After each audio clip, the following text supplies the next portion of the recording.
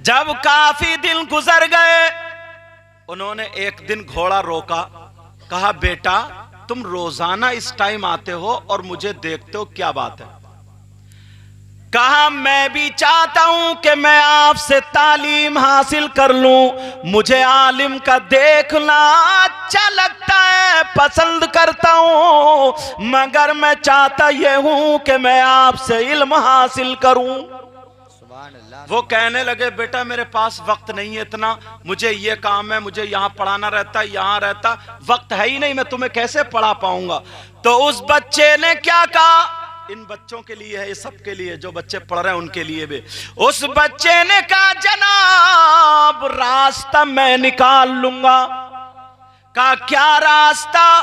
जहां से वो बच्चा खड़ा होता था और वो आलिम साहब पढ़ाने जाते थे, वहां से दूरी 6 किलोमीटर की थी। कहा आलिम साहब आप घोड़े पे बैठे रहना और घोड़ा चलता रहेगा, मैं आपके घोड़े के बराबर में चलता रहूंगा, दौड़ता रहूंगा, आप बैठे बैठे पढ़ाते रहना, रास्ते में मैं पढ़ता रहूंगा। सुभान अल्लाह सुभान अल्लाह, माशाअल्लाह 6 किलोमीटर घोड़े के साथ साथ वो बच्चा चलता था और इल्म हासिल करता था। एक दिन नहीं, 2 दिन नहीं, पूरे 6 साल तक। आखिर में जब उस्ताद को प्यार आ गया, उन्होंने अपना मामा उतार के बच्चे के सर पे रख दिया। वो बच्चा पढ़ने वाला कौन था? जरा उसका नाम सुनो, मचल जाओगे। उसी बच्चे को दुनिया इमाम गज़ाली कहती है। सुभान अल्लाह सुभान अल्लाह, माशाअल्लाह माशाअल्लाह, अल्लाह बरकत दे। ये इमाम गज़ाली थे, माशाअल्लाह माशाअल्लाह। अल्लाह अपने अंदर जो गुरूर, तकब्बुर, घुमंड, कोई ना कोई ऐसा होता है। शैतान के पास इस वक्त एक हथियार बहुत बड़ा है।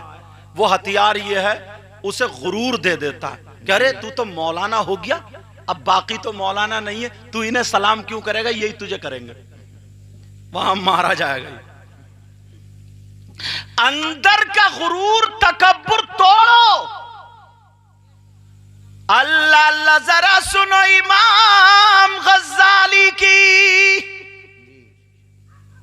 बू अली फारंदी की बारगाह में गए, सदरी पर अशरफियां लगी हुई थी।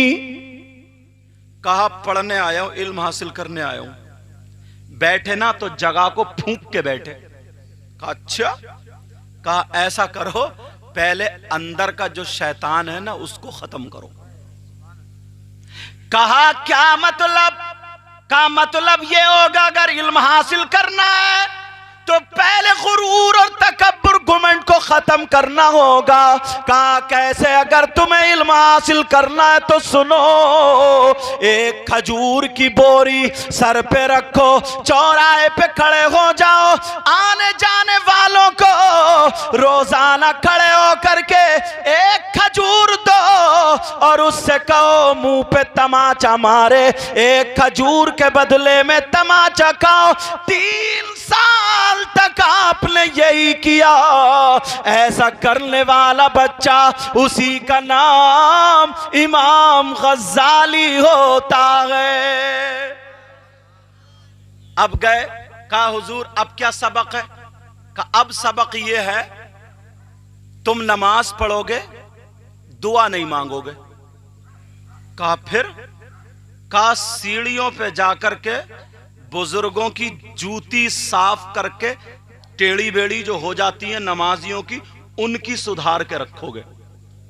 विलायत के दरवाजे कहां से खुल रहे हैं ये बता रहा हूं मैं। और हम और आप जुमे को जाते हैं तो जिसकी अगर नई जूती देखी ना तो दिल में बस कजी आ गई और जोर से रगड़ता, अच्छा नहीं पहन के आया, या ठोकर मार के गिरा दी, या अपनी तो खटारा, दूसरे की नहीं है तो खटारा को ऊपर रखेगा।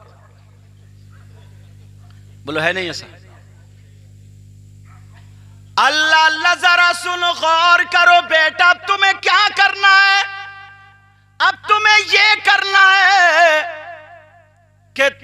जूती संभालेंगे। एक दिन नहीं, 2 दिन नहीं, 3 दिन नहीं, बल्कि 3 साल तक आप नमाजियों की जूती संभालते रहे। और अगर इनकी जिंदगी पढ़ो, कहा हुजूर अब क्या सबक है? कहा अब सबक यह है कि तुम वो सामने जो कुआं है, हौज है, उसमें बर्तन पड़ा, उससे नमाजियों का वुजू बनवाओगे। अल्लाह, 3 साल तक वुजू बनवाया। इतना बड़ा, इतना जय्यद आलिम। लेकिन अब जरा सुनो जुमला जो बताने जा रहा हूं, जिसके लिए मैंने ये तमहीद बांधी है। कभी छोटी नेकी को छोटा मत समझना, और कभी छोटे गुनाह को भी छोटा मत समझना। तुम क्या समझ रहे हो, मैं कुर्सी पे बैठा हूं तो मैं ही अच्छा हूं? नहीं, कोई पता नहीं आप लोगों में कौन ऐसा हो जिसकी अदाएं अल्लाह और रसूलुल्लाह को पसंद। कोई पता नहीं इन लोगों में कौन ऐसा हो जिनकी अदाएं अल्लाह और रसूलुल्लाह को पसंद हो। अल्लाह अल्लाह, जरा सुनो, इमाम गज़ाली को किसी ने ख्वाब में देखा और पूछ लिया, सरकार क्या हाल है? आपकी कब्र तो ये हाल है कि चारों तरफ हरियाली है, जन्नत की क्यारी बनी हुई है। कौन सा काम अल्लाह को पसंद आ गया? कौन सा अमल पसंद आ गया? तो इमाम गज़ाली ने क्या जवाब दिया?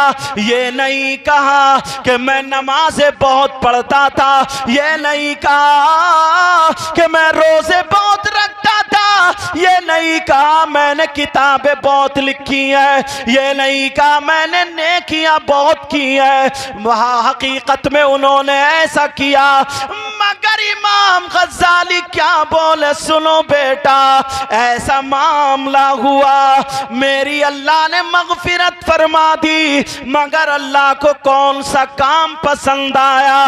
कहाँ जरा बताओ। इमाम गज़ाली कहते हैं, तुम्हें याद होगा एक दिन मैं हदीस शरीफ लिखने बैठा था। कहाँ बैठे थे? कहा तुमने मुझे कलम और दवात ला करके दिया था। कहाँ? सरकार ला करके दिया था। इमाम गज़ाली कहते हैं, जैसे ही मैं कलम ले करके लिखने बैठा, कलम लेकर के लिखने बैठा, और मैंने जब वो कलम स्याही में डुबोया रोशनाई में, और जब निकाला तो उस कलम की नोक पर एक मक्खी बैठ गई और रोशनाई पीने लगी। तवज्जो, आज देखना जरा। कहा वो मक्खी बैठ गई और रोशनाई पीने लगी। मैंने कलम को रोक दिया कि ये भी अल्लाह की मखलूक है, ये इसी से पेट भर रही है, मैं इसके पेट पे लात नहीं मारूंगा, मैं नहीं उड़ाऊंगा। इमाम गज़ाली ने कहा, अगर मैं चाहता तो इसे मैं हिला करके गिरा देता, अगर मैं चाहता तो इसे फूंक करके उड़ा देता, अगर मैं चाहता तो इसको हटा देता, मगर मैंने सांसों को रोक लिया, हदीस लिखना बंद कर दिया। वो मक्खी रोशनाई पी करके पेट भरने लगी। उसका जब पेट भर गया तो वो मक्खी उड़ गई। अल्लाह को मेरी अदा इतनी पसंद आई, इतनी पसंद आई, अल्लाह ने इसकी बदौलत मेरी मग़फ़िरत फरमा दी। अब अपने गिरेबान में झांक के देखना, कितने मक्खियों का क्या, बाज तो अपने माँ बाप की तरफ भी नहीं देखता। अरे जिस माँ बाप की वजह से ये पैदा हुआ, दुनिया में आया, खुद शादी हो गई, एक तरफ चला गया, देखता नहीं है माँ किस हाल में है, बाप किस हाल में। मक्खी का क्या पेट भराएगा? मक्खी का क्या पेट भराएगा?